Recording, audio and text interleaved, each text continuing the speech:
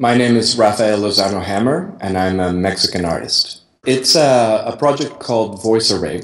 It is basically an installation that has over 500 light-emitting diode lights, so small little bright lights, which are controlled by people's voices.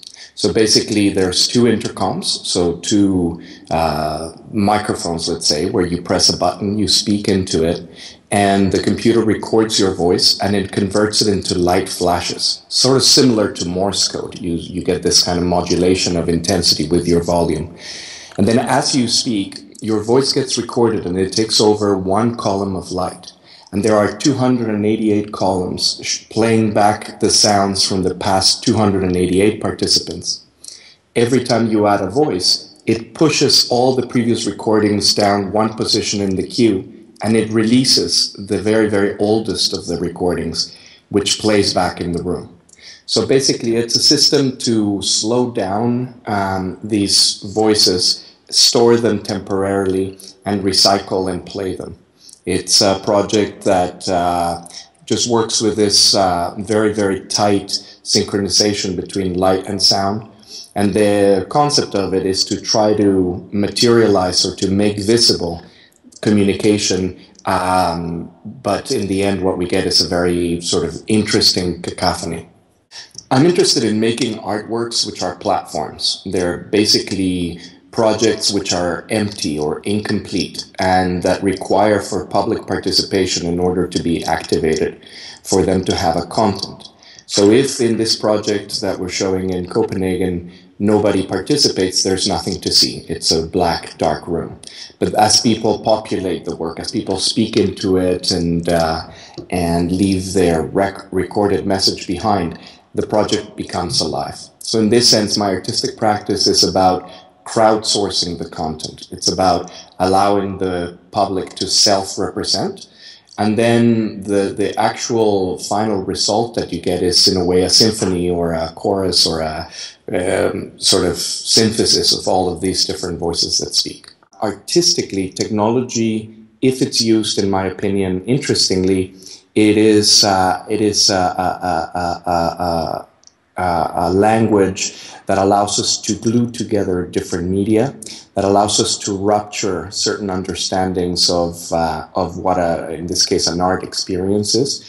And so very specifically with Voice Array, this technology is allowing us to have a translation between voice and light.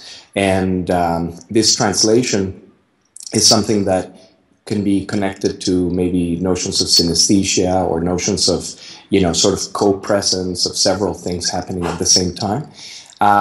But certainly I do not have the position that the technology empowers us in any fundamental way, because just by its very definition, the very same technology is technology that imprisons you or surveys you or polices you. So my project does not take necessarily a moral stand on technology, except for the understanding of technology as not being neutral. The notion of community is, of course, a very interesting notion. However, it's also a very problematic notion, because it makes certain assumptions about what it is that builds ties between people and creates a certain sense of identity. I find a lot of the questions related to community to be problematic and tired. My installation is designed specifically to disturb our understanding of what a community is. The project is the overlay, the overlap of many different voices simultaneously using a technology called holosonic speaker, which basically can only be heard in a particular sort of sound vector. This technology and this experience in general allows us to have a sense that at any given time we ourselves are a community. In other words, that the listener inside of him or herself is made out of different voices that are speaking simultaneously. And that there is nothing really coherent about any of these voices. They're competing for attention. I would be very satisfied if at the end of experiencing my project, people felt like their notion of community has changed, that somehow they feel like there's a distance to the other people who have participated, and that ultimately in that distance there is also a sense of entitlement and belonging. I guess that my project, what it's trying to do is trying to underline the disparateness, in other words, the difference between the different participants. In a way, my project would be successful if it substantially breaks any kind of illusion that there is an inherent natural or normal connection between the people. Ultimately, the voices that are heard are they're cacophonies.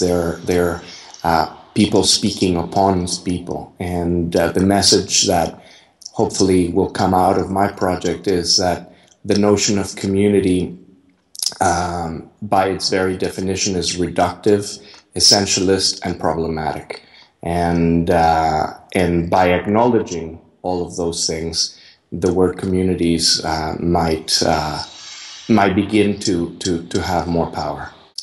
The viewer of my artwork is always an active viewer, is in a way an accomplice in the interaction. There is not a sense of surprise that I'm trying to elicit, nor shock. What I'm trying to do is trying to create intimacy.